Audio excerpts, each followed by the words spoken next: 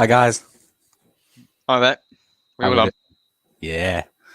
Oh, I think Jamie might be a bit. We're here. Here he is.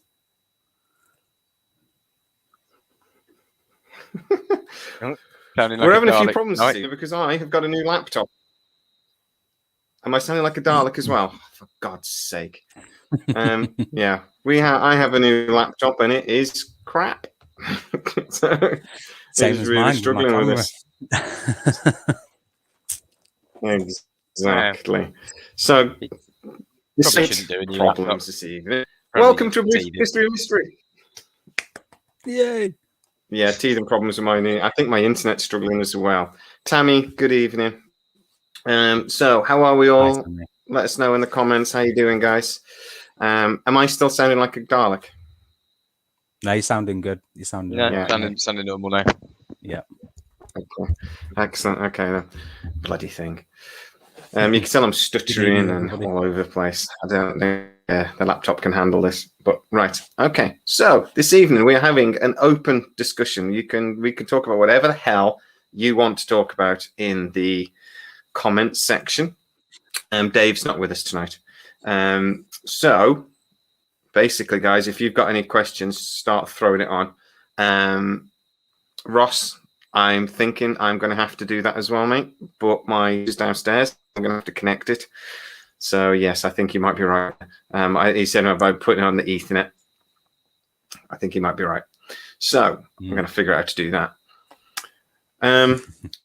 So yes. So earlier today, I asked everybody if they had any questions they wanted us to answer. And one of our subscribers did come up with a really good question to start us off today. If I disappear at any point, will somebody please wave at me and tell me? So, retrieval and concealment of downed UFO technology and bodies.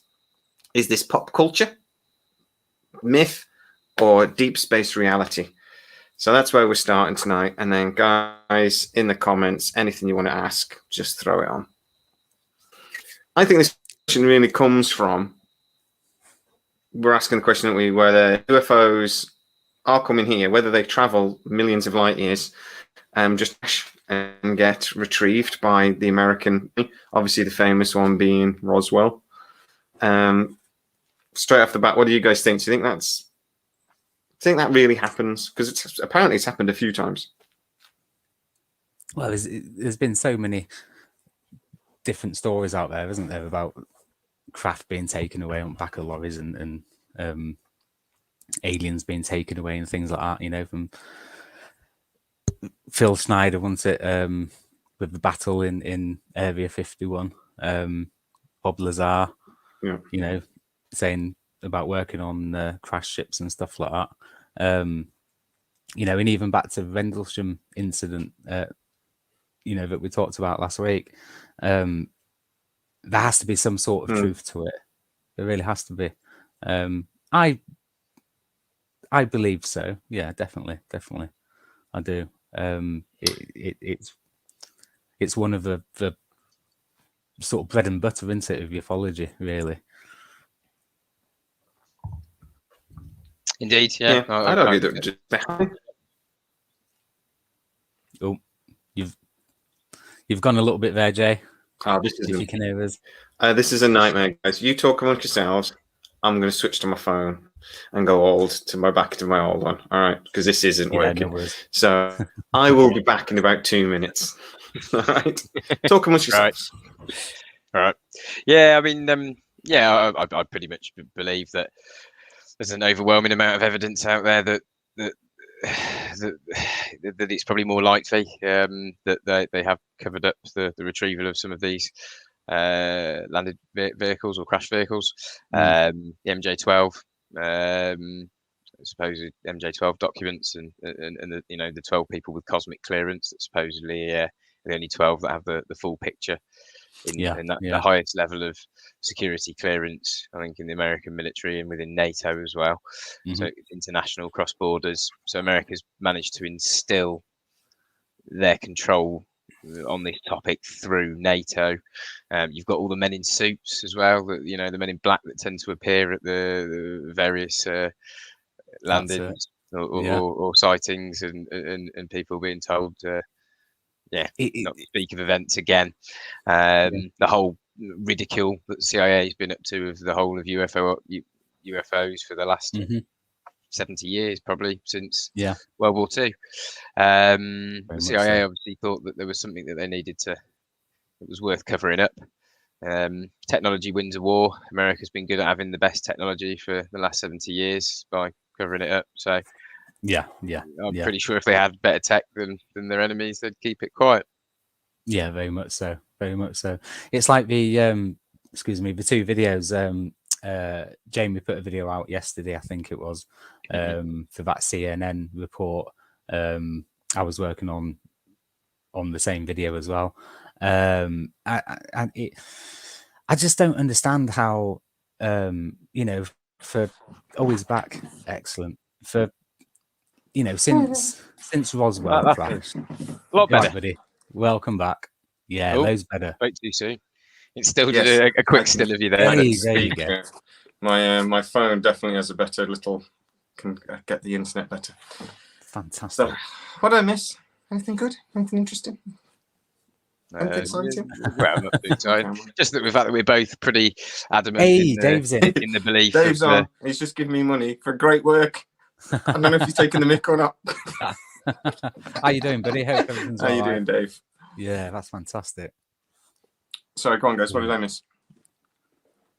Go on, Damon. We were just saying we both probably do believe that there's overwhelming evidence that there probably have been retrieved, vehicles, deathbed confessions. The CIA's ridicule of UFOs for the last 70 years. Forcefully aggressed not only on the American populace but probably through most of Europe, through NATO with the Majestic 12 cosmic clearance, being the highest level of clearance in the military. The many deathbed confessions really are just what do it for me.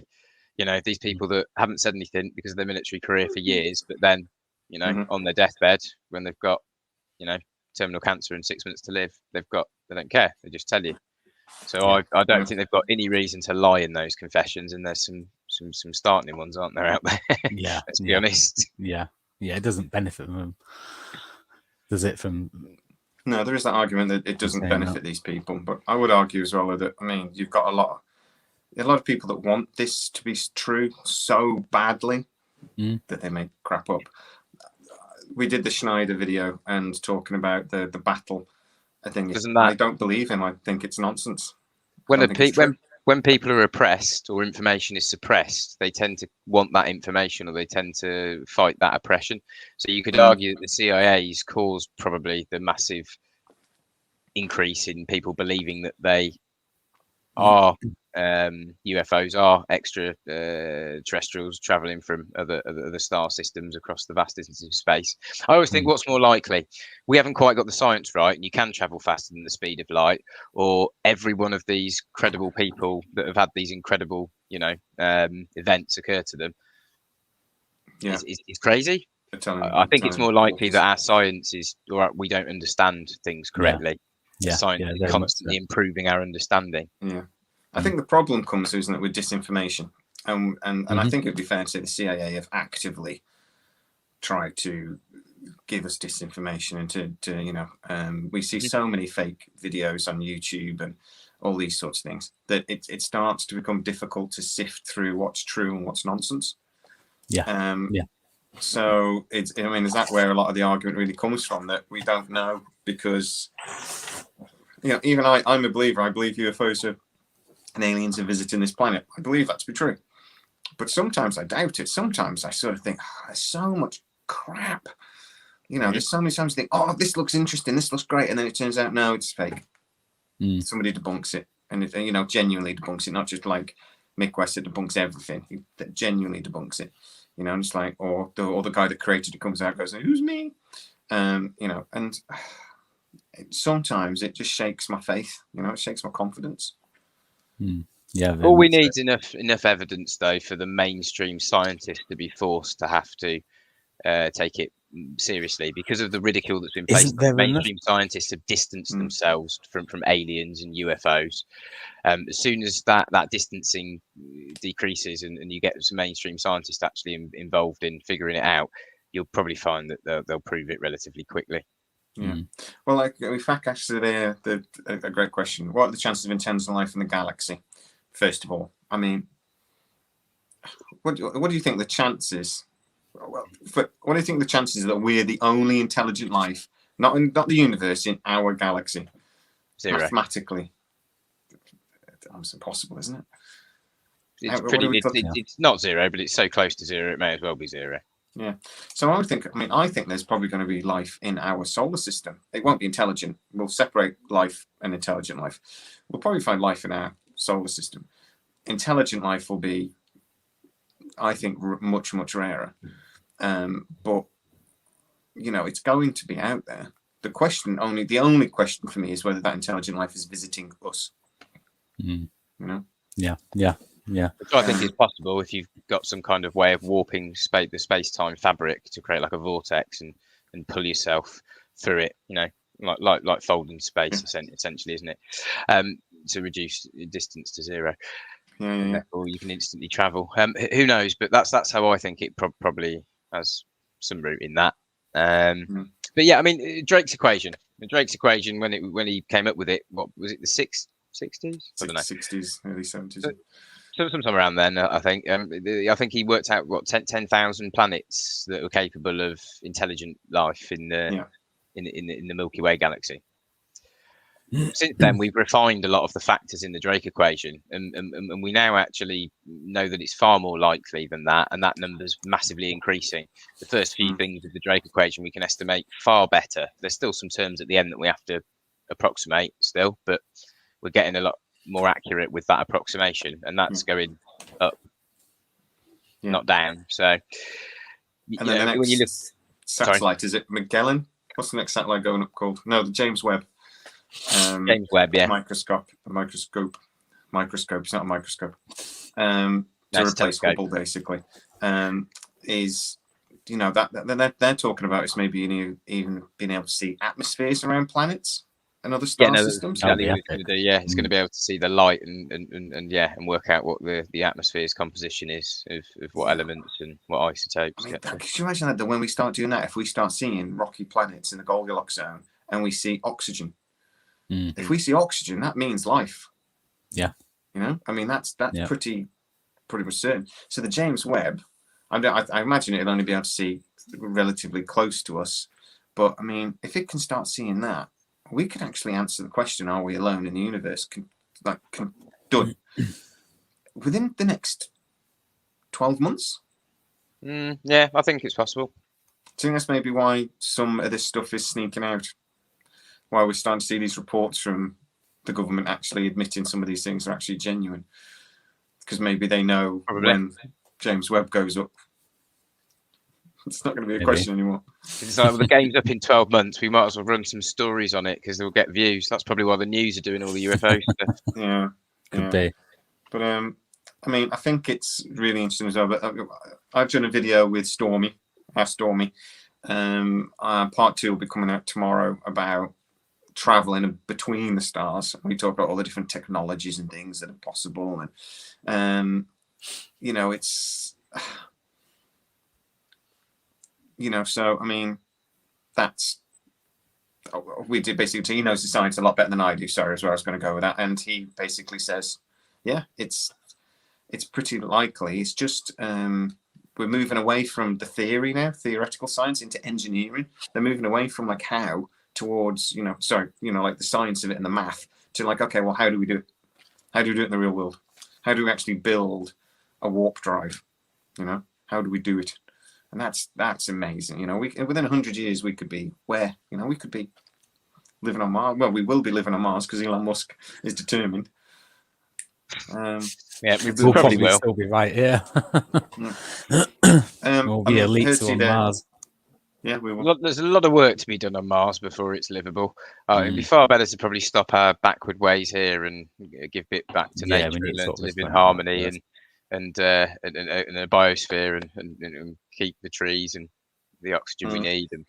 But yeah, I think that it'd be far easier. But yeah, but we will be there. I don't think we keep talking about terraforming Mars, but I can't see that we ever would. I think if we ever did terraform it would be temporary because there's no magnetic field to protect any. We could create an atmosphere, but eventually it'd blow away. You have to keep creating it. Yeah, you'd have to just keep recreating it, but there isn't. That's not finite, is it? There's Well, only so much water that you can. No, because I suppose you can have some ozone protection. I suppose, can't you? Probably. I don't know. I don't know what you have to do in the terraforming. There might be some way you could create enough of a thicker ozone layer around the whole of the planet that would help the lack of magnetosphere. Yeah, you basically have to do what we've done here, is create a massive greenhouse effect. So we have to do what we've done here. That's effed everything up, but we have to do it on Mars to make everything livable. So, hey. Maybe, and that Elon Musk keeps talking about it. He knows better than I do. But I always thought that it would be a waste of time. But even if we live in the biospheres, well, it's not a waste of time, is it, Mars? So I tend to agree. The survival of the species is better if it has more than one planet. Obviously, an asteroid impact can cause a complete extinction event on any planet at any point relatively easily. So, yeah, I'm quite for survival of the species. It makes sense. Tammy says there, and I think that's really interesting as well. Do you think people always describe a spacecraft in the same shape? I would actually say that we do see different shapes and things, don't we? Though we do see. Yeah, we do. We do see triangles, but I'm not convinced by triangle UFOs. I don't think they're aliens. I think they're probably triangles. Supposedly the TR-3Bs, aren't they? They're the reverse engineered craft that are coming out of Area 51 out of Lockheed Martin, probably Raytheon, etc. Yeah, man-made, man-built. What's it? I think 85% of their propulsion comes from the anti-gravity drive in the center, and then it's got thrusters on the three wings, or the three corners rather, three wings. Yeah. But I was thinking as well that just misidentification of the stealth bomber and the B-2 and other experimental aircraft, drones. Yeah. A lot of it is. Of course. I think that's a lot of it. But we do see tic-tac shaped. We do see very large, sometimes cylindrical shapes, like the drone from Star Trek: A Voyage Home. Yeah. And the most common, the saucer. The saucer. And there's a good video I've seen on the reason that they're all saucer shaped. It's because of the propulsion system. It's supposedly an anti-gravity drive that rotates a superconductive superfluid ferro fluid to relativistic speeds because it's super fluid. Obviously, it flows with no resistance, so you can increase it until you get to relativistic speeds, and it supposedly creates a vortex in the space-time continuum and allows instantaneous travel between points in space.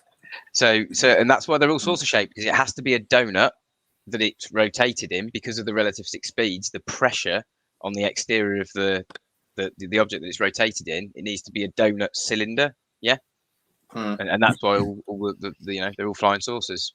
They need to be that shape.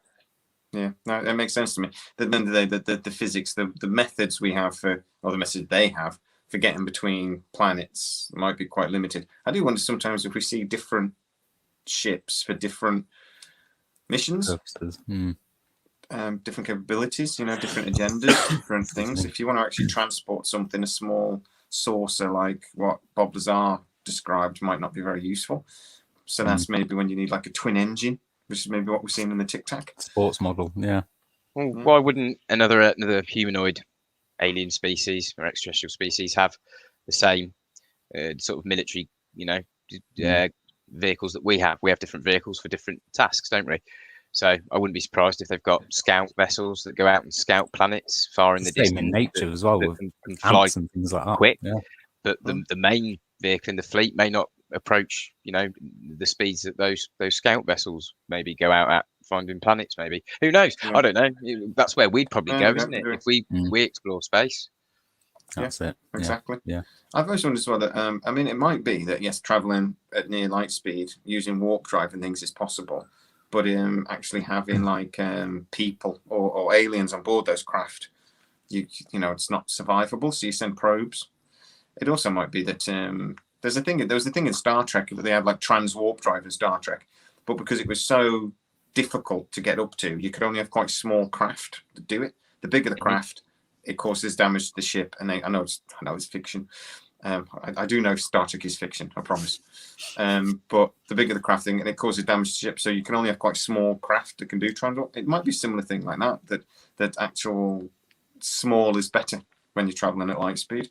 So that's right again why we see certain craft, because big craft can't do it. It requires too much power. Possibly. Possibly. Also reducing. Well, that's probably to do with the way the propulsion system works, because what you're essentially doing is you're reducing the mass down towards zero, and it's probably much harder to use a drive, create an anti-gravity effect to reduce the mass of a much more massive craft down to. Do you see what I mean? It's that would make sense in terms of why, in my mind, perhaps that you wouldn't. Yeah, that it would work more efficiently with smaller vehicles. Yeah, you could more effectively reduce its mass. And the power required is going to, just soup, isn't it? Sort of thing. So I wouldn't know it requires a crap load of energy. But from all of our theories, anyway, and how you could potentially get up to light speed, we're talking about the one thing we talked about when I was talking to Stormy was.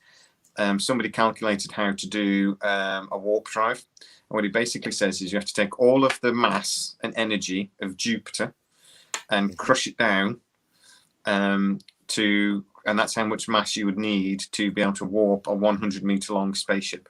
That times a factor of 30. So we need 30 Jupiters, compact all of them down to a very small point, and then we can go. So maybe that's right. It just requires loads and loads and loads of energy. The thing we see quite a lot, though, actually, when we're talking about alien craft, is orbs and just light. I was just thinking about. I don't know. It might have gone. I was thinking about tapping into the ether. The energy dark contained energy. within the dark energy. Within the contained within the universe. Maybe there's some secretive technologies that America's also keeping secret that would revolutionise the consumption of energy, for example, where the Western world, through 4 big oil companies, has a stranglehold on the world's energy supply. Exactly. We don't want to tap into these things because it'd be free energy, masses of free energy. So hard to control people when you haven't got them regular bills coming in every month that they have to pay. Oh yeah. Oh, exactly. They can't tax that. Sorry, Steve. Exactly what it is. We're all screwed. Tax anything, can't they? Yeah, living it. Oh. That brings the point as well that this goes back to the Nazi Bell beyond further. Do you guys? Well, that's the last question. Do you think the Nazi Bell was genuine? Do you think it's real? Yeah, it was pretty into some mad stuff. Yeah. I was the Aryan race, wasn't it? Was believing in Atlantis, and that the Aryan race were the descendants of the Atlanteans. Yeah, yeah. I mean, we'll do a proper episode on the Bell at some point. Would you actually think it was alien technology or just something they were messing with? I think it was something that they was messing with. I've not really seen too much evidence of any sort of downed craft with the Nazis or anything like that for them to get any reverse engineering from it or anything really. There's a good one stuck out the ground diagonally, isn't there? That's supposedly in the Black Forest. Is that the one in Russia? Is that? Or there's one in the Black Forest out there as well. Russia, isn't it? I think. Yeah. The Black Forest incident is the one that the supposedly the Bell came from. So there was a crash in the Black Forest. The photo you're on about was Russia. Russians in the 60s. Apparently, there's a UFO sticking out of the ground. Whether that photo is genuine maybe or that's not. I'm getting that wrong. I'm getting that mixed up then between Berlin, between Russia and the Black Forest. But there might be a picture somewhere of that one in the Black Forest in.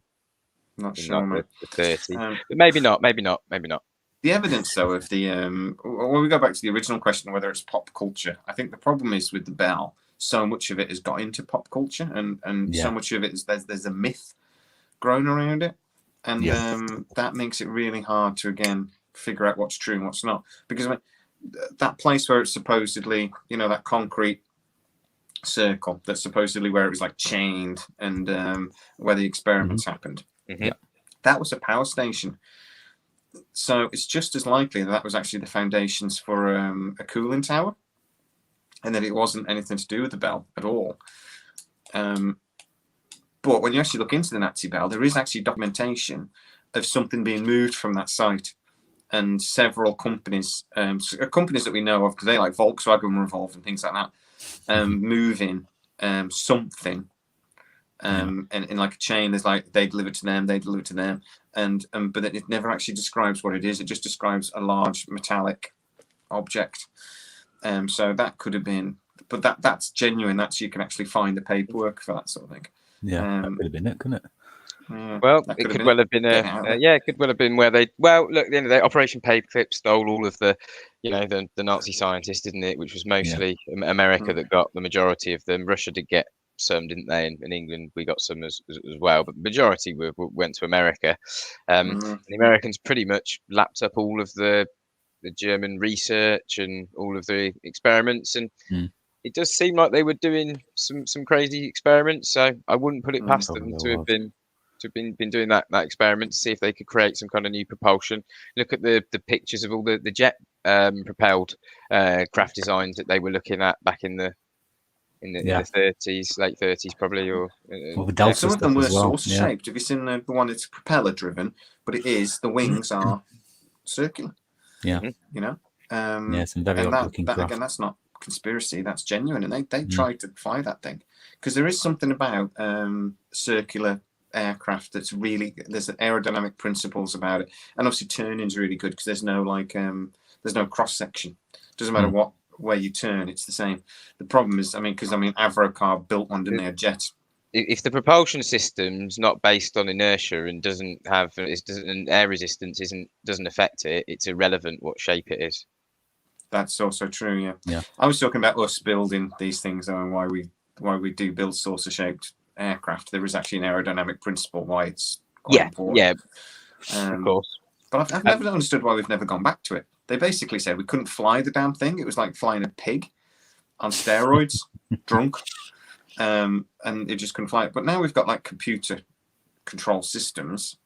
They could go back to that, but they never have done.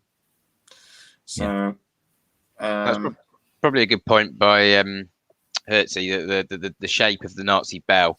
Hitler was very interested in the ancient world. I already mentioned it about being interested in Atlantis, and that's where his idea for the Aryan race came from. Also, the Vimanas, the ancient flying ships that are described, and even sort of engineering drawings in the Bhagavad Gita, part of the Mahabharata, the Indian Sanskrit classics, which go back thousands of years, and that seems a likely source perhaps for the experimentation that Hitler was doing. I do think that could very well be on the money there. So I would think.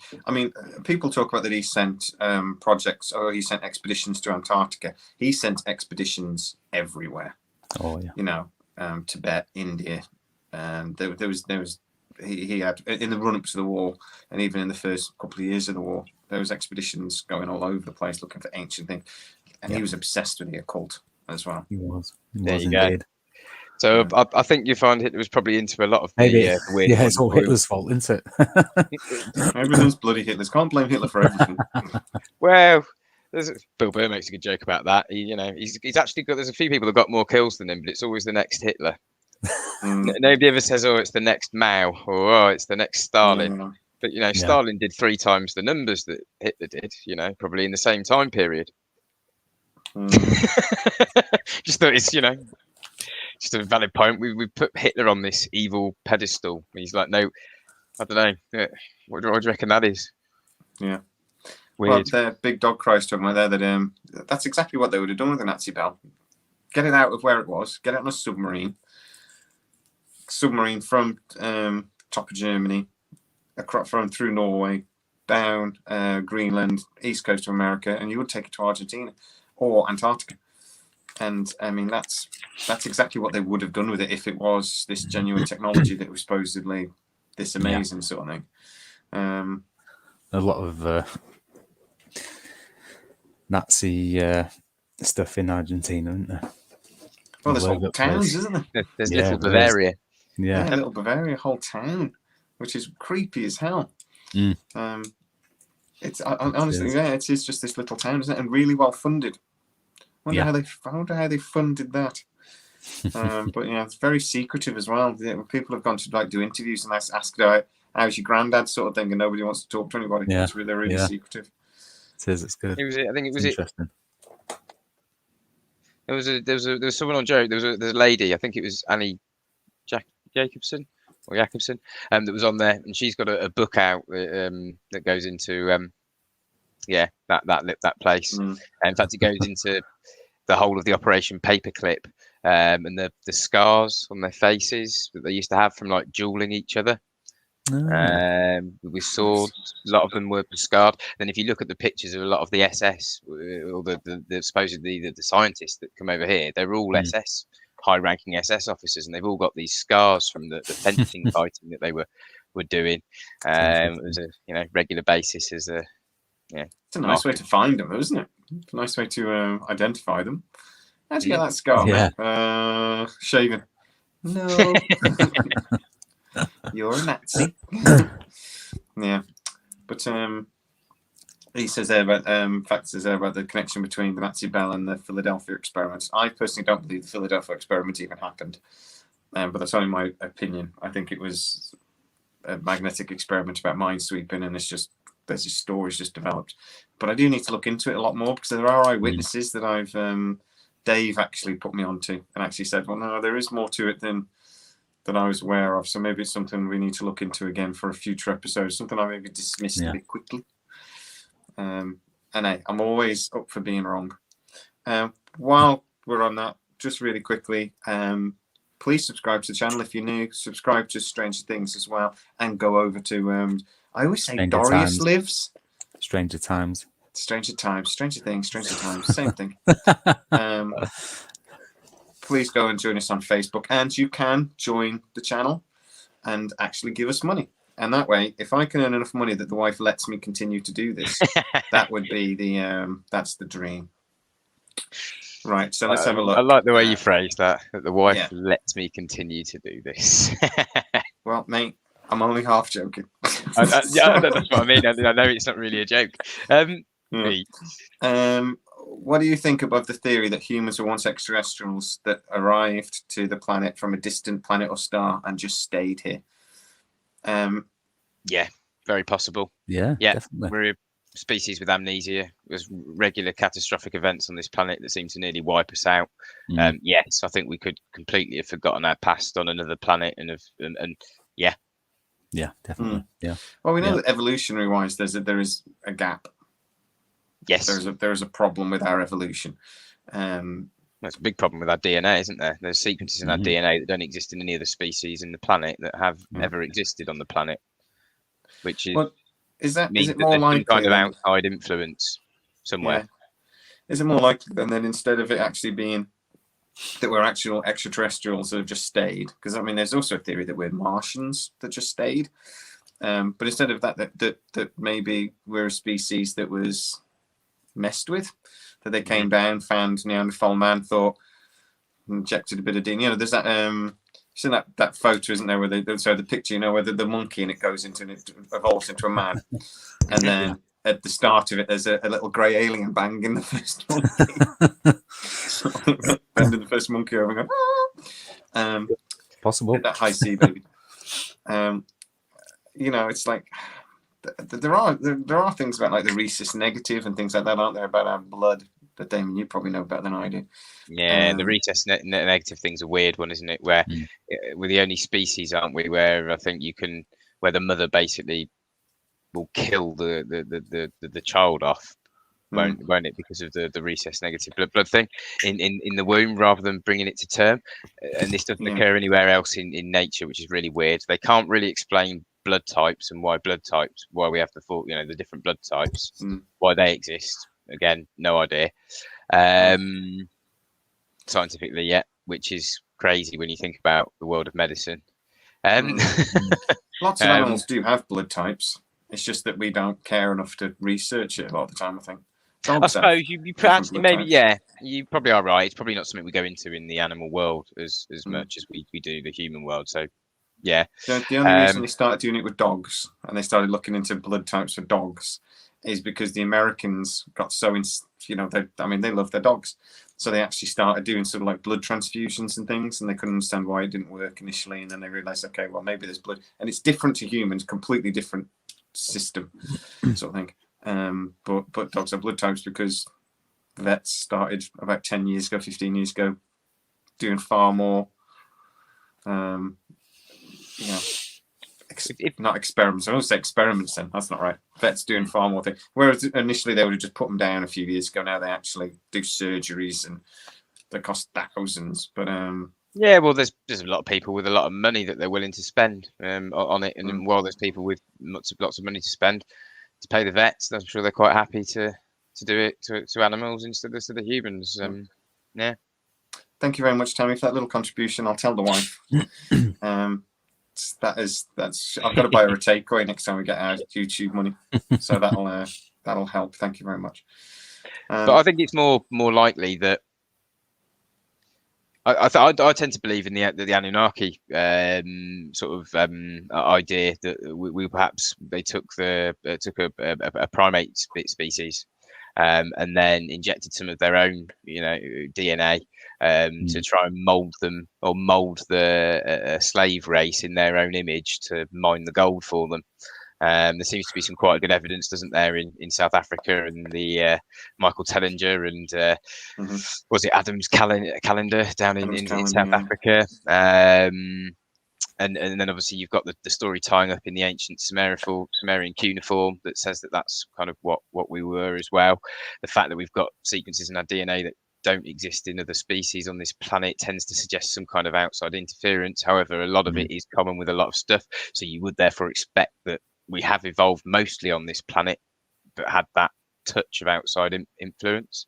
That's kind of what I believe is more likely than like coming here from or at least we've been here for a very long time evolving. If we did come from another planet prior to that, we've probably not been off this planet for a few 100,000 years evolving, or you know what I mean, or a million years evolving. Something happened that put us right back to Stone Age sort of thing, didn't it? And which we know happens every 12,000 years or so anyway. We're actually yeah, we are. So good luck on that one. Especially all this weird weather that we're getting as well at the moment. Yeah, I think that's possibly what we're doing to the planet. I was arguing somebody earlier about climate change and it being man-made, and I just wondered about just a simple thing of us concreting over so much of the land. You know, what is that do? I was just thinking about that just from a rain point of view, that the rain used to just fall and absorb into the ground. Now it runs off in lots of different places because we've concreted over so much. I mean, never mind pollution and everything else. I've always just wondered what that we create flooding in urban areas by the creation of those urban areas. Also, the fact that they seem to build houses on floodplains doesn't seem to really go down particularly well. Although people seem to buy the houses and then wonder why they get flooded within 5 years. Yeah, they do. I'll do that. I'll buy us some pork balls or something. That'd be great. I love what your mind just Chinese pork balls. I are a Chinese. Evening, Gordon. How are you, sir? Let's just have a look what people are talking about. A lot of Martians are breakaway human civilizations. There is also that theory about that that we've actually have advanced to a point where we left this planet. And actually are living on other planets, and even then some of the UFOs that we're seeing are actually our cousins sort of coming back. But you mentioned the Anunnaki earlier and that theory, but part of that theory goes that they developed us to dig up the gold.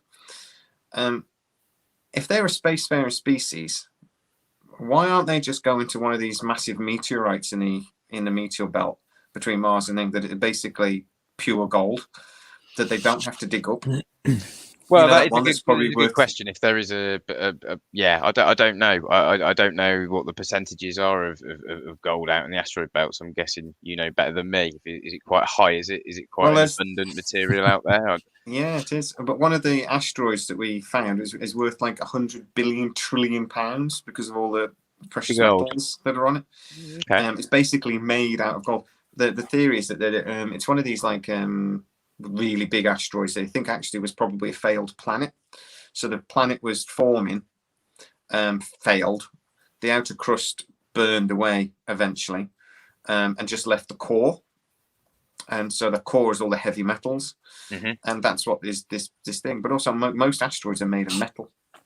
No, that's true. There's a lot of metal in asteroids, so yeah, it does make sense. And then we wonder why we've seen all the billionaires flying into space recently. Jeff Bezos, Richard Branson, Elon Musk.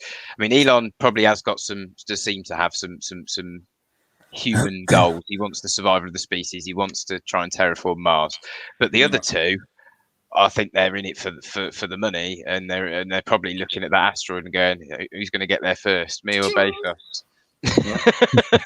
No, humans are amazing at thinking up new solutions for problems, and really thinking we up can do incredible things when either we have to because we're going to die if we don't, or because we're going to get loaded. It's like money, or we have to because we're going to die. We're really good. That's why we always see like big technological leaps during war and things like that. Is because we're like, oh crap, we need to think of something quick, because they're going to kill us if we don't.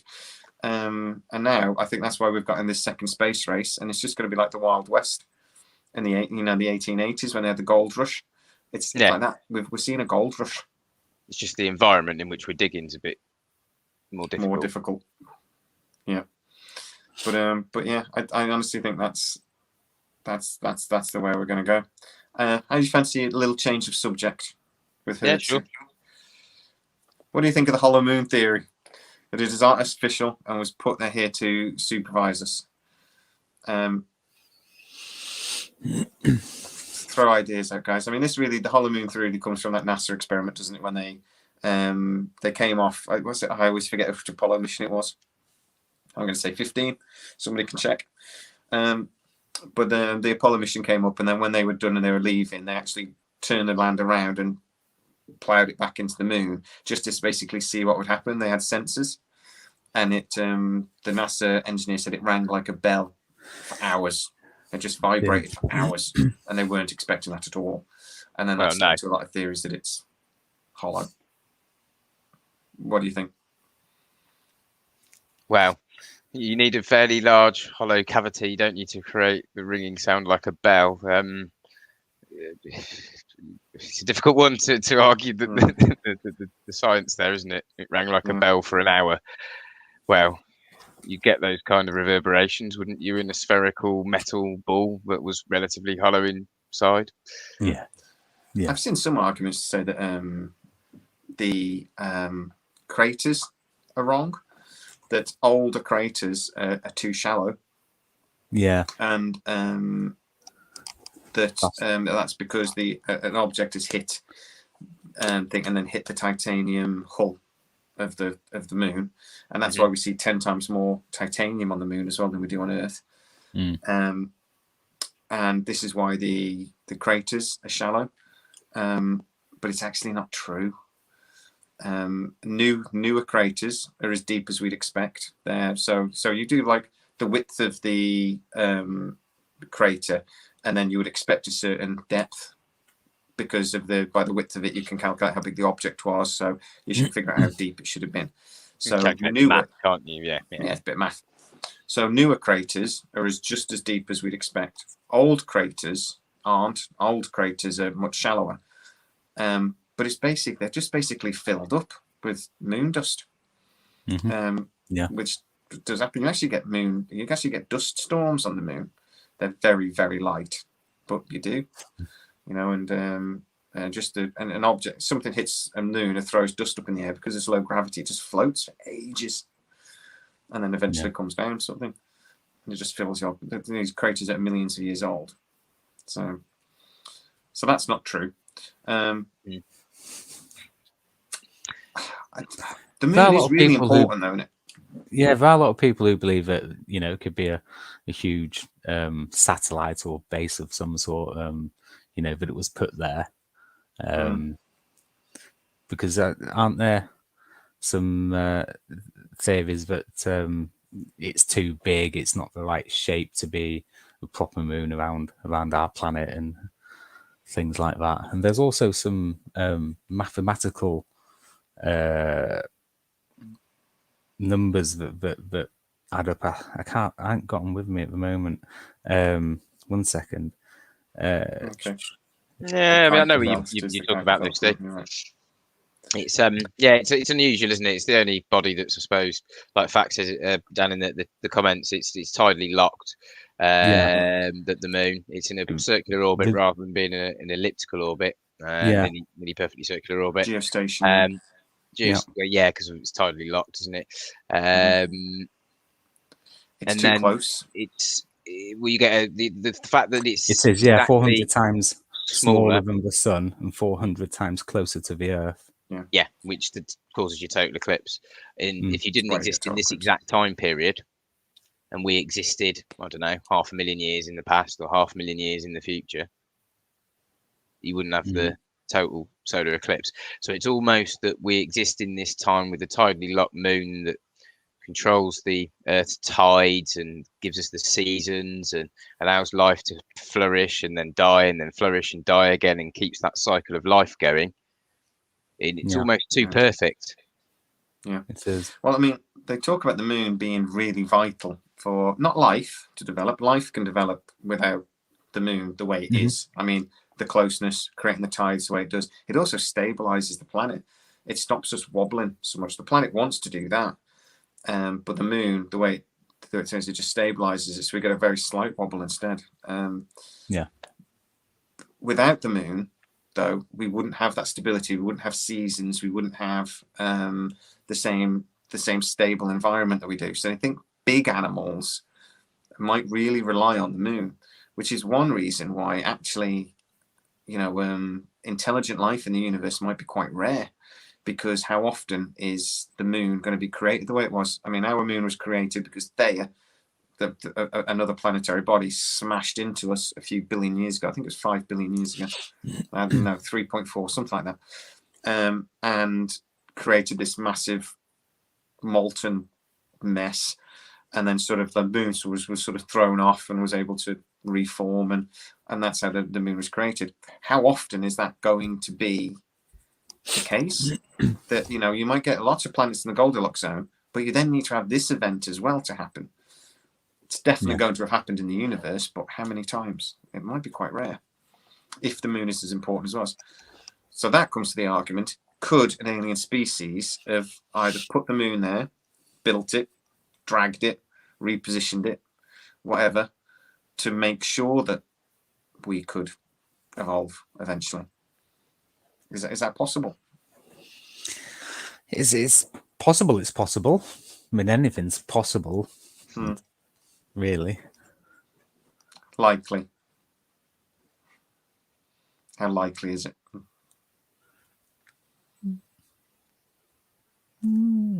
Not that likely, but possible. Yeah. It was Apollo 12, apparently. I would argue that we're looking at it backwards.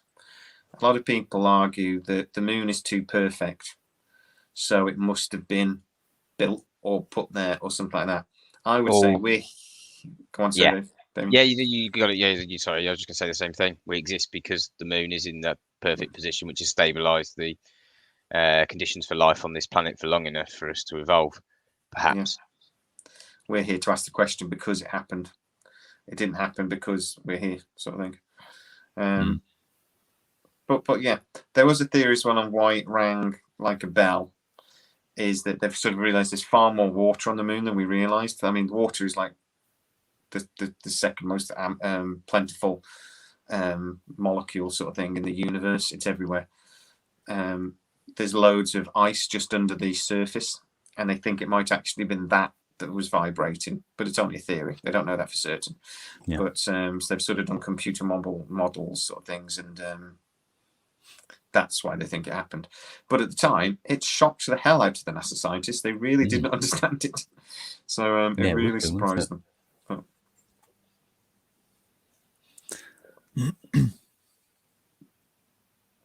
Some ancient races talk of a time before the moon was there.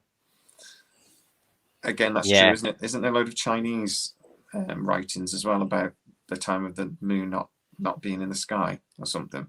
I'm not sure. I'm not familiar with the Chinese ones. I'm sure there's some Indian tribes, isn't there, and perhaps even some. Is it Aboriginal in Australia? Some perhaps that speak of the time before the moon. Somebody put Aboriginal in the comments. Yeah. Oh, I missed that. But yes, I mean that's interesting, because where would you? The whole world is a lie. It's a simulation. They just deleted the moon for a bit. Could be. Someone said in the comments before that the moon's just a storage place for all of the equipment required to keep you plugged into the matrix. It could be a massive battery powering it all. Indeed. We've all seen. I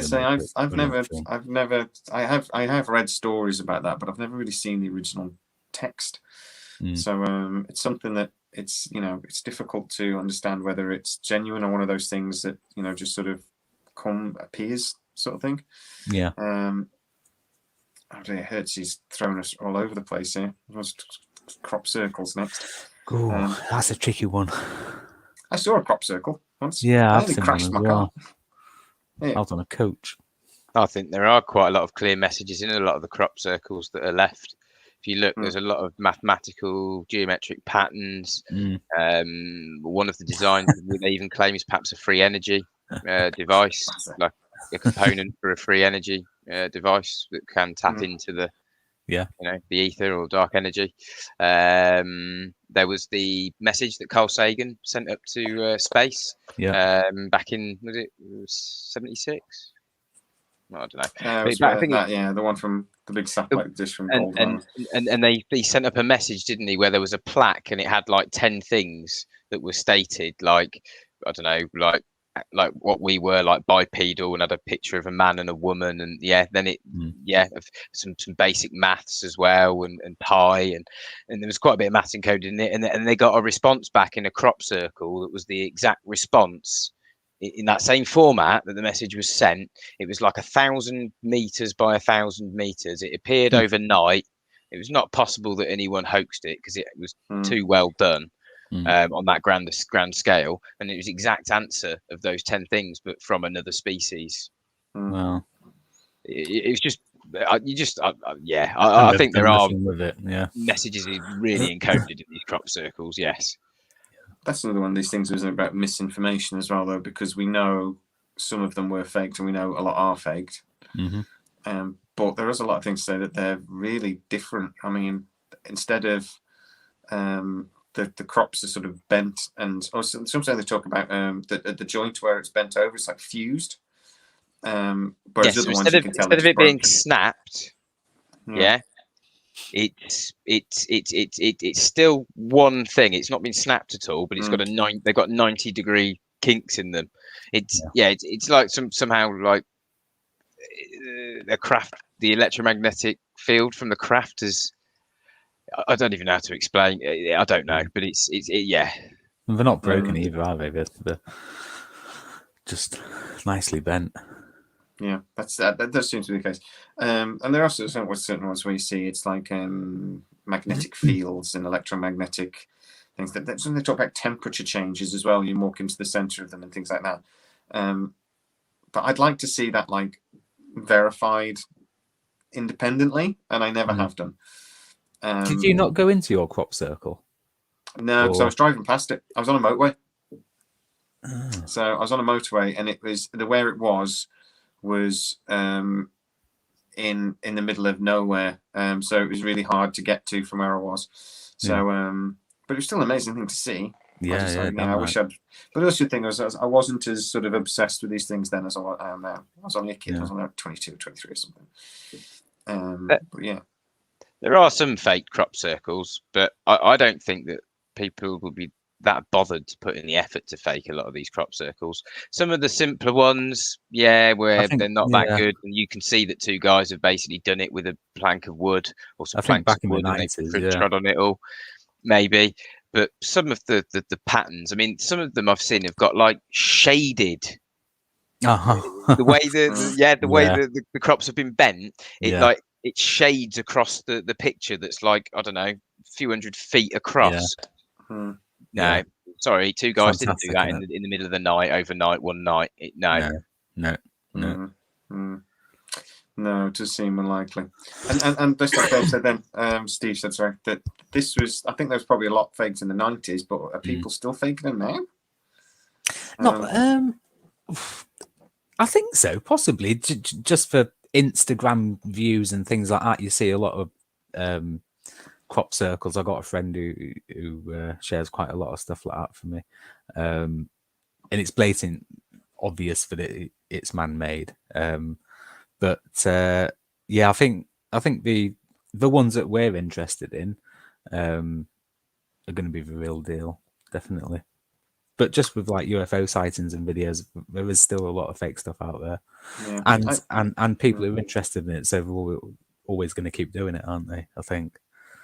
And I like to keep my mind open as possible, but I'm a little bit with Big Dog Cryer there that I'm not sure they're that genuine. But I want to see sort of like independent things. I've maybe not looked into it enough to give a really educated answer, because I've never looked into it though, because I've never really thought it was all that important. Yeah, is the way of putting it. I think there's other things that are more interesting. But like I said, I love to see it. I thought it was an amazing thing to see. Yeah, it is. For me, you've got to count everything in. Whenever we try and land, all they do is shoot us. So we keep leaving them messages in the field, but they don't listen. Yeah, they're not calling us back. Yeah, and farmers get furious. You have to be quite brave to fake one nowadays, because if a farmer catches you, you'll be pissed. You're destroying a couple £100 worth of crop potentially. I'd love someone to do it on Jeremy Clarkson's farm. That'd be fantastic. Yeah, at least we'll get to see it next week on Amazon. Maybe that's what we should do for CE5. Try and will some UFO to create a crop circle on Jeremy's farm.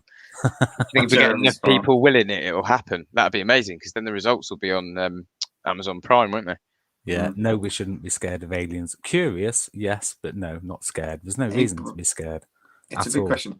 People that have been abducted if you're on your own out in the middle of the night and you have there's a sighting, and then the light comes closer, and then suddenly I don't know, time stops and you're in some kind of being pulled up to the craft. You're saying you wouldn't be slightly scared at that moment?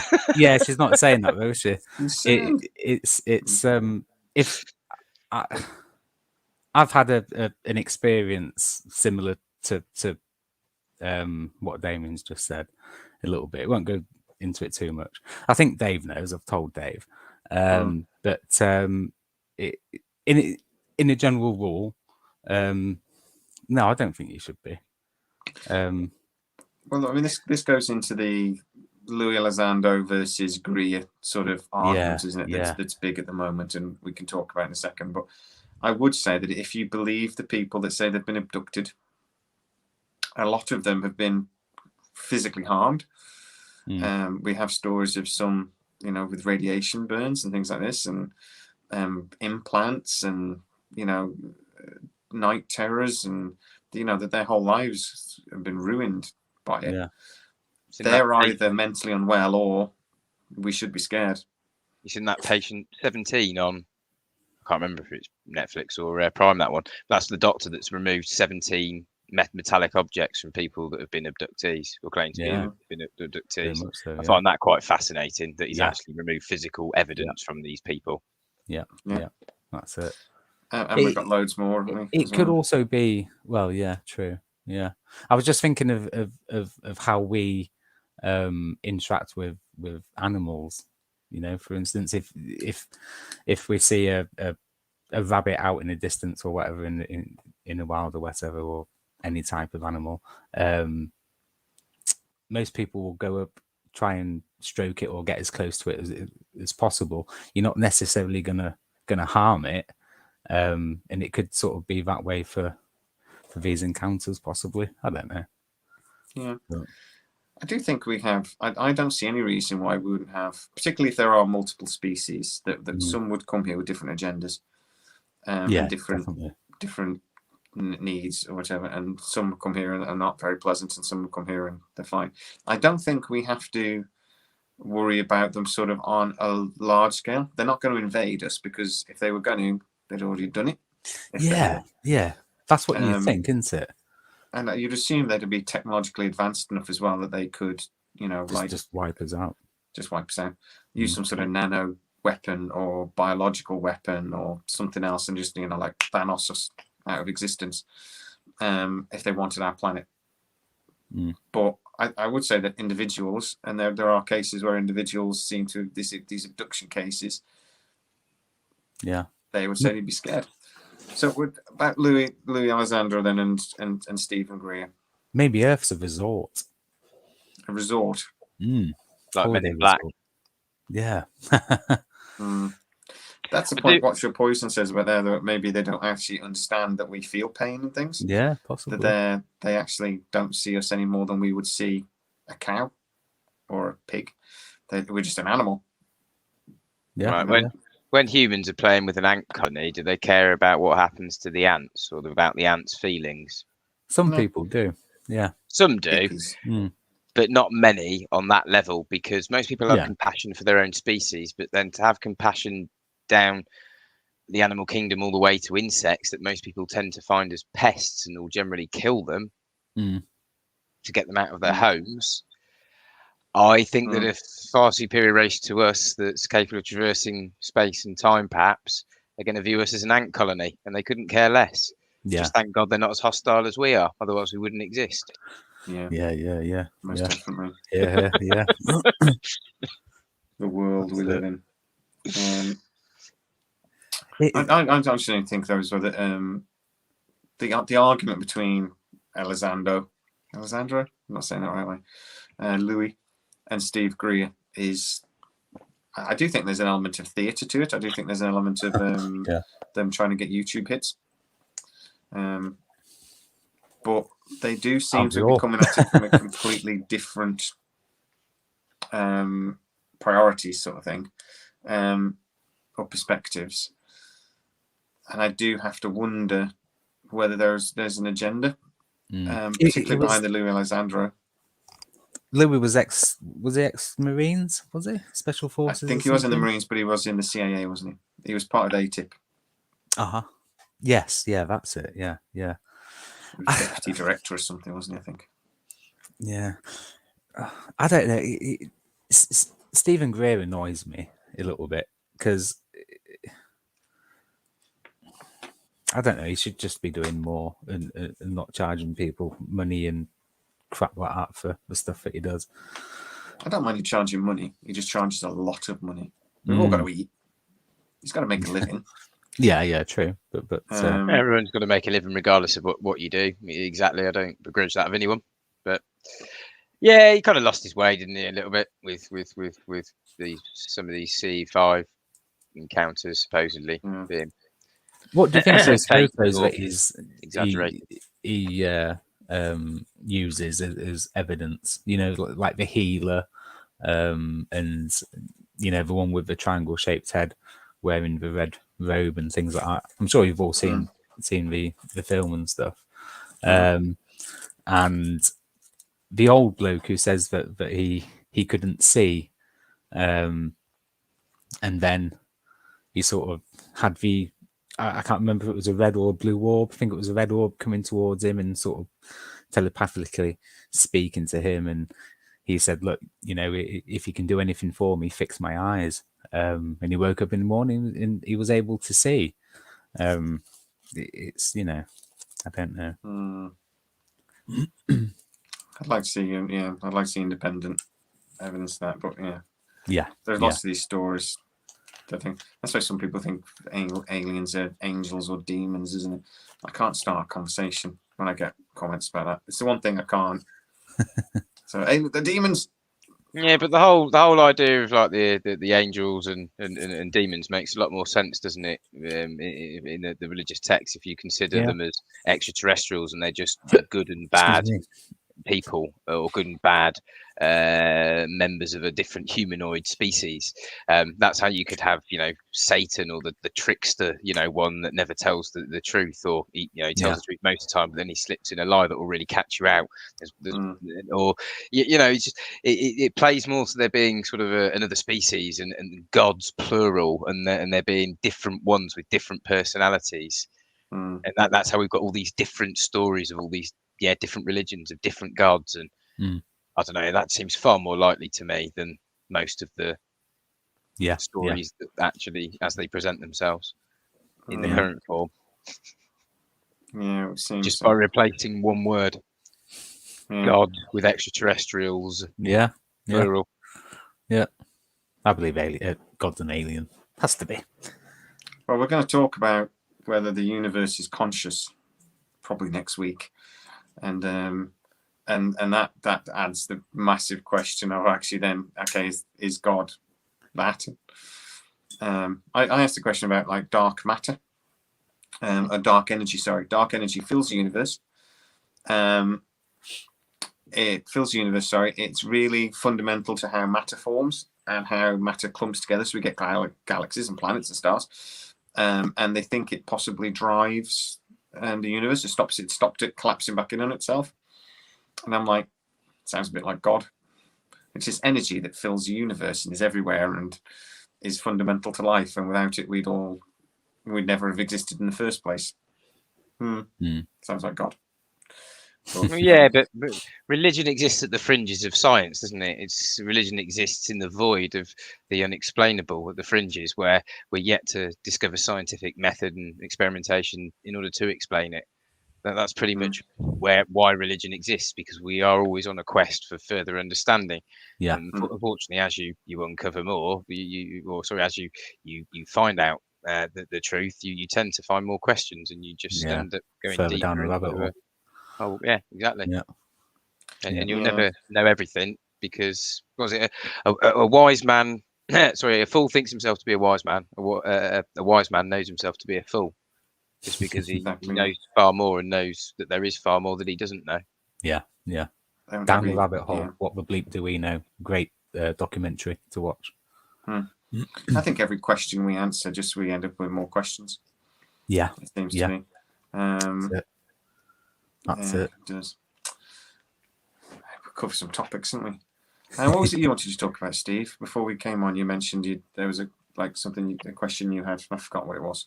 Oh, flip! That one I've posted on Facebook. Yeah. 1 second. It's about the reality of UFOs, wasn't it, or something? Yeah, basically, it like we all know that. Excuse me, I'm just reading the text out here. We all know that UFOs are real, okay, which we do. They're flying about all over the place, but the government says that they have no idea. So in that case, and what about Area 51? Bob Lazar, Tom DeLonge working with the government building this spaceship and using the little fragments of material. Phil Schneider, all working with the government. So do they know anything or not? Right? Does the government know anything? Yeah. And also, what are the purposes of throwing the hostility thing in our faces with these UFOs being a threat? And it's only been the last couple of years that they've really been doing this. And it just makes no sense, and it absolutely boggles my mind that it's so blatant that these things are out there. There are UFOs, things that we have no idea. If it was a foreign country, then we would know by now. I'm sorry, but you're not going to be able to keep a secret like that for so long, right? Somebody would have owned up or blown something up or done something. And since Roswell incident, what have they been doing? Have they been sat there twiddling their thumbs, or have they been researching or trying to work out what these things are? It really almost is as though we are all sheep just being herded into one little area, and obviously we're not being told the truth on anything at all, really. And it is it all real? Is it all happening? You know, it's crazy. It's just. I think there's a lot less happening than some people believe. I don't think we've been visited by aliens every day. I don't think there's UFOs zipping around every day. But even if 1%, like we said in a comment earlier, even if 1% of UFOs are real, then they're real. Sort of thing. Yeah. They are. We've got to stop. We have to stop thinking if UFOs are real. They are real. They're there. We see them. I've seen them. Well, I mean, if you go from UFOs and unidentified flying objects, then yeah, they are. Yeah. Yeah, that's it.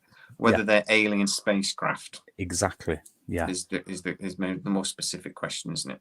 Yeah. What is the likelihood of them being a foreign country's top secret project? Not at all. Not at all. It's possible. Alien reproduction vehicles. Yeah, I think it's possible that we've got there. You think about the scientists that are going to be the top of the field that have been paid lots of money by the biggest defense contractors who've been taking in billions of dollars of taxpayers' money every year. Yeah, I think they'll have managed to reverse engineer stuff in that 70-year period. Yeah, definitely. And I suspect America's got them. I suspect that Russia's been building them once they knew that America was having them, and I suspect China's been building them more recently as well. And I suspect at least those three have got them. Yeah, it wouldn't surprise me. You know what? If the Americans, Chinese, Russians actually know about as much as we do. It wouldn't surprise me at all if they know UFOs are here, they can track them, but they've no idea what they are. It wouldn't surprise me even if they did retrieve a crashed UFO, if they've got no bloody clue how it works. Do you know that thing in Independence Day when they said like that they found the alien craft at Roswell, when they didn't know anything it worked, but then when the motherships turned up, everything started to turn on, and they said we've learned more in the last 2 days than we even did in 50 years. Yeah, because the technology is so far beyond us, we couldn't even cut into the bloody thing. They couldn't even understand the power source, or cut into it, to figure out how it worked. I do believe that might be possible. Very possible. But probably not. That's probably just a nice Hollywood film touch. It's more likely that the best scientific minds being paid lots of money to figure it out will figure it out. We're quite ingenious. We're pretty good at figuring stuff out, especially when we can reverse engineer it. Yeah, it wouldn't surprise me if things like fiber optics and things like that has actually maybe not come from alien technology, but we're at very least inspired by alien technology. We looked at alien technology and sort of like did it. A lot of our technology is inspired by films. A lot of our technology is inspired by films. They reckon lots inspired by Star Trek, don't they? Yeah. The flip phone from Star Trek being, I suppose, the prime. Yeah. I like that. But that's our imagination, though, isn't it? We imagine something and then somebody goes, yeah, that would actually be, useful. Let's do that. Big cryo. That's the one. Yeah. But why first recently, what do they want us to now know, despite saying for 70 years it's weather balloons? Exactly. Why now? I think alien invasions coming. Exactly. Maybe they've run out of an enemy. They can't. Unfortunately, they've pulled too many lies, haven't they, about the middle countries they've invaded, and no one believes them anymore. So I think they've realised the time now is right for the fake alien invasion and the new enemy to keep the military-industrial complex and the war on terror going. I actually think, like the report that came out a couple of weeks ago, people went, "Oh, it doesn't tell us anything." No, and I was just like, "No, actually, read this. It's a 180-degree turn. This basically report says that we don't know what it is. There's something going on and we don't know what it is. The American government or the military have never admitted that, ever. It's always been no comment, nothing to see here. We're not looking at aliens. We're not researching this. We don't care. Sort of thing. There's nothing to see. It's a complete 180-degree turn, and you have to ask why. Why are they suddenly deciding that? Why is also? It always seems to be that UFOs or sightings of UFOs come in big blocks. We call them flaps. Where we have UFO flaps. There's, back in the late 40s, early 50s. There's again in the late 70s, early 80s. and we seem to be going through again, 90s with the crop circles and everything else. We seem to be going through one of these flaps. And maybe it is because the UFOs actually don't come here that often, but when they do, they come in numbers. Yeah. What did they say during the lockdown that UFO sightings over New York went up 200%? Isn't that just that everyone's at home and they're looking out the window more? Probably. So maybe we're actually getting a snapshot of what's really going on. And the vehicle smog, the vehicle pollution's probably lower, so there's more visibility in the atmosphere. Yeah. So the light pollution's less affected, so you can see more as well. And people just want to take up a new hobby. Yeah, looking out the window. That's it. That's it. If the aliens do turn up, I'm going to be like out front going, "Welcome, masters." What do you want me to do? Who do you want me to kill? I'm on it. I mean, there's a good point I was thinking of about that. Remember Clifford Stone, UFO Disclosure Project, 2001. He said he testified in front of Congress that when he retired from the military in 1989, they'd catalogued 57 species of humanoid extraterrestrial beings currently or in the past engaged in visiting this planet. 57 species. Yeah, that's the level with which the cover-up supposedly goes to. Yeah, I think it's interesting as well to think about that. I think some species would come here and not talk to our governments. Why would they? Yeah, the government for them is just like, so we've talked about this before, haven't they? Whether it was some sort of deal that they would come and let aliens would give us some technology and we would let them take a few cows and things. And I think it was Steve who said, "What a load of nonsense! Why would they need to do that?" And it's true. Why would they? Some might come. They wouldn't need to ask the ant for its domestication. They might have a moral. They might have a moral code that says they food source. But I don't think any advanced species would come here, and they would be very interested to come here. Somebody else says, "Why are we so arrogant to believe that aliens would want to visit us? Why are we be interested?" Well, intelligent life might not be. It might be quite rare. Big animals. Yeah, but we seem drawn to the stars and want to explore, don't we? So I think it's quite likely that other intelligent beings will have that same crave for exploration, that same desire. Yeah. They might come here and go, "Look at that giraffe! Isn't that amazing?" Yeah, they could also possibly be used to seeing other less technological advanced races as well. Yeah, like I say, I was talking to Storm about the video. Go back and have a look at the video that we did a couple of days ago about interdimensional travel. Part 2 is coming out. I talk about the zombie ant and how the hell did that evolve? The what? Sorry, the zombie ant. You'll have to go look at it. It's a zombie ant fungus. Oh yeah, it's crazy. Go watch the video. Yeah. No, I've seen it. Yeah. I know about the zombie ant fungus. Yeah, yeah, it's epic. How did that evolve? Yeah, it's just crazy.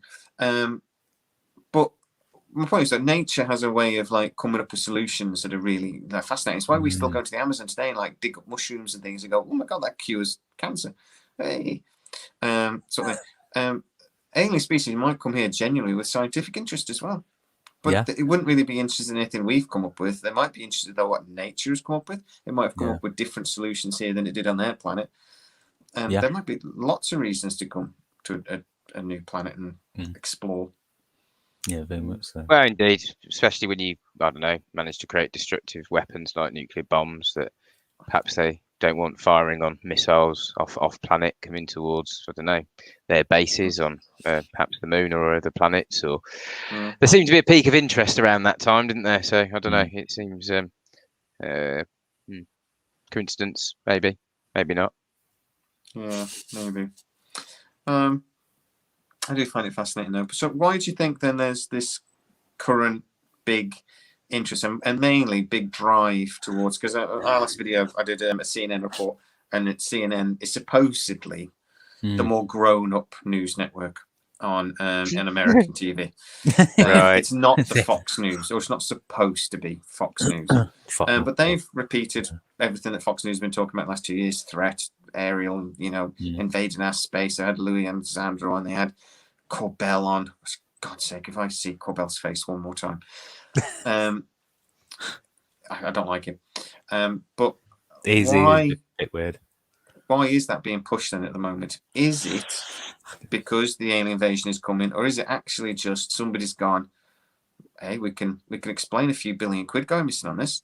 We can say it was invested in that. Is it as simple as the government just wanting us not to look at something else? Probably. That's normally when they admit stuff, isn't it? It's like in the middle of the global pandemic. Look at all the admissions that came out that nobody saw. You know, that's when they released the 3 videos from the Pentagon, wasn't it? They thought they'd get that out at that time as well. Never waste a good crisis. So as the government, I love that was leaked. I loved all the memes on Facebook afterwards. Go, the American government just admitted aliens exist and nobody noticed. Yeah. It's still no, but it's so because the government doesn't have to and will never convince us. You know, they won't. You know, we're a community. We believe what we believe, and we ask questions. We think, but they don't have to convince us. We don't matter. We're 1%. They have to convince the dumb. But we're not the 1%. More than 50% of the American population believes in aliens, UFOs, and that the government's been lying to them for the last 70 years. How many care enough to actually try to do something about it? It doesn't matter. They don't need to do anything about it because that's what they think. And as the next generation grows up, the children will be what they think. So but we need a population that want to actually then demand something be done about it, something or an answer. Well, and most people what I'm saying is the general population on the whole don't care enough. Well, no, they don't, because they're too busy with their own lives, paying their own bills, doing their own day-to-day, their childcare, this, that, the other, and it just doesn't really play much of a real impact on their lives. It's really, isn't it? It's nice talking about this stuff, but it's not necessary, is it, to live your life? But that's my exact point.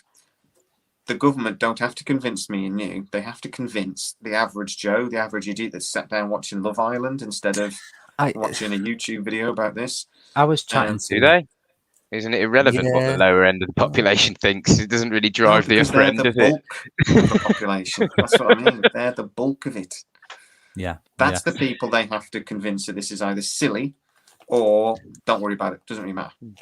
Yeah, but all you need to do is, like I said, you start getting credible scientists that start investigating issues around UFOs and USOs, metallic objects. You'll start getting the credible people proving what you need to be proved. It's the CIA's ridicule that's killed off any real scientific interest in the Western world for the best part of a century. Yeah, my wife doesn't care either, which is why you need to continue and join A Brief History of Mysteries Club so I can bribe her with gifts. Anyway, Love Island. Different horses for different courses, isn't it? You know, as they say. It'd be a very sad world if we all were into conspiracies. No. Isn't Love Island just like porn? Does anything actually happen? Isn't it just pretty? It's a bit of eye candy, isn't it? It's a load of good-looking people all in a villa for a few weeks, isn't it? Hooking up, getting together, shagging around. Really, that's about it, isn't it? I don't know. Sounds quite good. I've never watched it, so I shouldn't really have an opinion on it. But I don't really like reality TV. I can't imagine that the level of discussion reaches anywhere near anything conspiratorial like our channels or mysteries. It's probably I can't imagine deep conversations on it. Yeah, it's just all who fancies who and she kissed him and now he's kissing her. I think whatever. Yeah, whatever. You came in here knowing it was a game show about hooking up with people. Like, surely you realised that you were going to get played at some point, more than likely. Yeah, and I think it would just be it's a bunch of people that in real life I would hate, and I don't really want to watch that. But yeah, it's probably quite funny. I haven't watched. I watched like one episode of the first series, I think, but no, I haven't seen anything really. There you go. Anyway, off of Love Island. So. The last thing we're going to talk about this evening, and then we are going to have an early night because I'm not sleeping well, as you both found out earlier when you asked me a question and I just basically bit your heads off. A bit ratty at the moment. I need to sleep. Trevor. You can watch. There you go. I've got it. You can watch Love Island with mute on. You're not going to miss anything. That's pretty. That's like the level of TV. Well said. Yeah, well said. That is very true. That is very true. Fantastic. So. Big dog like that. What Trevor just put up there, did you highlight it for a sec? I thought you did. Yeah. What if a fake alien arrival is not invasion, but good aliens coming with positive ideas that are really ideas, but the elite, I think he's meant there. Yeah, want us to think and do, like a one world government.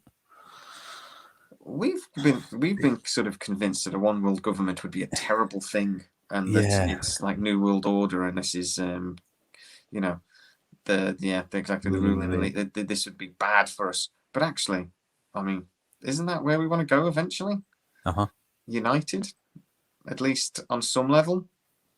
Yeah, not to the extreme though. There's some positives. One world government, it'd be much easier to approach some of the bigger problems that we need to address, climate change, some global scientific studies onto the. We need more studies into how much of it is natural cycles and how much of it we're causing with the increase in carbon parts per million since the Industrial Revolution. We do. There are some positives. I think you could solve some problems, couldn't you, if you had a one world government? You could try and end world poverty, maybe. You could try and bring the standard of living up to a minimum sort of basic around the world. So there are some things you could address, but it's just putting all that power and control in one person's, or a small group of people's hands. Historically, it doesn't go well when you put a lot of power in one or a small group of people's hands. They tend to abuse that power, and they tend to slaughter the populace. It's about right. I've always thought the idea is what we need really is to give the United Nations a bit more power and some unities. Funding. Yeah. So how you have your one world, you have your government that we vote for, or whatever. But there are certain things, like you said there, Damien, that actually a centralized system would actually be really good for. That maybe we don't need to vote for. They've got a mandate and they just do the job. But the UN probably doesn't have any bite. It doesn't have any actual authority to do anything. It just asks nicely a lot. Would you mind if we did this, please? And just like actually give them a bit of authority within their mandate. Like dealing with a pandemic, a worldwide pandemic. Give them a bit of bite, then they can actually do something about it, rather than just go around and ask nicely.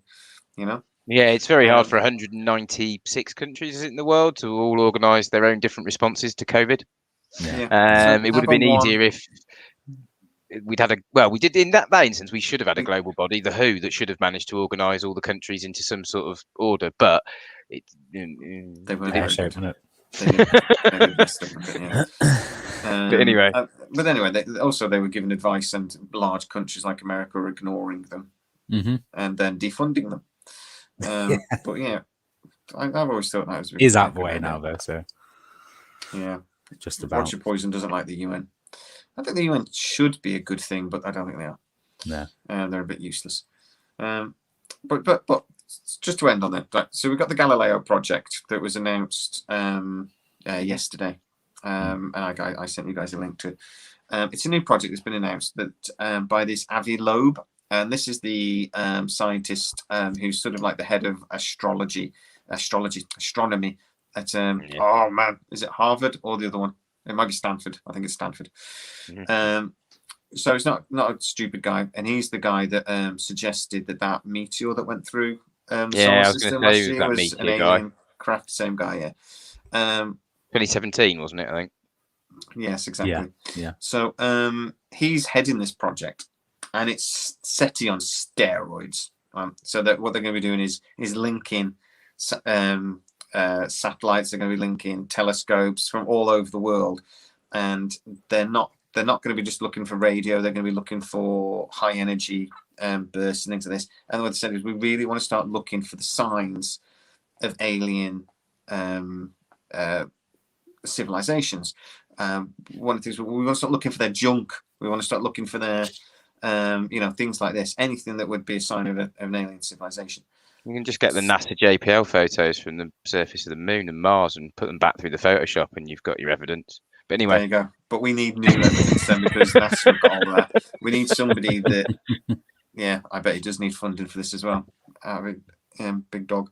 But what do you think though? That is science starting to take this seriously? SETI was always kind of seen as a bit of a joke. They had to fight for their credibility. Are we actually getting to a point though now where it's becoming the search for extraterrestrial life is actually becoming a mainstream scientific exploration rather than something that was seen as a bit silly. It seems that way, doesn't it? The last couple of years, everything's been out there a little bit more. People trying to get onto Mars and all that sort of stuff, and new satellites and technologies and stuff like that being put out there. So yeah, I think so. Yeah, very much so. What about you, Damien? Sorry, I was just reading the comments. What do I think? I think that it does seem that way, doesn't it? That there's people are more willing to accept the search for extraterrestrial life as a more scientific exploration or a more scientific endeavour than it perhaps has been for a number of years. It does seem as though some scientists are warming to looking at footage of UFOs and combining that with perhaps radar evidence, showing a metallic object being tracked on radar and the flight path of some of it. Perhaps maybe we will. I mean, I always think of that one from one of the STS missions where you've got the curvature of the Earth and you've got that object flying around. Yeah, as though it's in orbit or in the atmosphere around the Earth, and then you see a bright flash come from the Earth, and then you see something being fired up after the flash from the Earth. You see the object do more than a right-angled turn at what looks like an incredible speed if you're looking at the circumference of the Earth in that frame, and goes completely off. That is. To me, that is not possible with inertial physics. That craft was using some kind of different propulsion system than I high energy. Understand. Yeah. That to me was almost enough evidence, but it's just perhaps not enough people have seen that little bit of footage. But there's going to be something like that. I've got it on my channel. On it. Yeah, I have as well. I'll put a link in the description. We have 2 videos on that. About talking about what sort of weapon system it might have been. The last video we did was is the American Army basically shooting at aliens? Are we actually taking pot shots? Yes. Yeah. Well, look what we did back at the Battle of LA in 1942. 10,000 rounds. Admittedly, that was in the middle of a world war, and we probably were worried it was. Well, the Americans were worried it was the Germans, I assume, but Chinese as well. I think. Still, that's what we did in 42, which is what 60, 80 years ago, nearly. Tesla-based weapon. Yeah. I always thought it was some sort of railgun, Tesla-based weapon. Yeah, energy, sort of energy weapon. Laser plasma weapon. China used it on Pakistan last year, I think, wasn't it? They've used it. Apparently, they have potentially used a railgun. Yeah. And a low ultrasound weapon as well. Apparently used. Anybody remember playing Quake? The railgun. That was a good gun. Yeah, man. Oh, I didn't think that was Xbox, wasn't it? I seem to remember the railgun and Quake. Yeah. But do you think that the scientists are maybe starting to take it more seriously because actually maybe the government are letting them? Yeah. They seem to be loosening the grip. Yeah, I'd go for that. Yeah. Yeah. But it only happens, it only seems to be in the last few years as well, which, but then if it wasn't now, it would be another time we'd probably still be saying the same thing. Why now as well? Yeah, most possible. But it's about time. It really is about time. There's been too much sort of stigma within the scientific community and extraterrestrial intelligence and things like that. And, waste of time, SETI. Only managed to look at, what was it, less 1%. Than 0.5% of the sky. Yeah, I'd say go and look at the Hubble Deep Field back and just go and early 2000s working on that. Go and look at a patch of black sky in space and then watch it zoom in on it again and again and again and again and again, and just more galaxies and more galaxies and more galaxies and more galaxies coming into view. And then you go, it only managed to do 0.5% of the sky. That's because the universe is so big. Massive. Unbelievable. Massive. Right, guys. Let's call it an evening because that was really interesting. But anyway, so and that's a good place to end. I think with talking about that and science being actually allowed to actually do what they want to do. Not sure what we're doing next week, but we will let you know as soon as we know. And thanks, guys, for joining us. Really interesting. Love having your comments and your questions, and to you guys sort of guiding the conversation. So I'm going to say good night, guys. Yeah, it was nice being able to address more of your questions perhaps this week than we have done in previous episodes. So a nice change to the it was nice that, and hopefully fantastic. Love to read all the viewers' comments and stuff and their theories. Hopefully Dave will be back with us next week as well. So we've missed him. Yeah, we missed him this week. We have. So, all right. Yeah, excellent. Nice one. Good Cheers, night, guys. Appreciate it. Have a great night. Have a good week. Stay safe. Good night, chat, guys. Bye. Night. Good night. Good night. Cheers.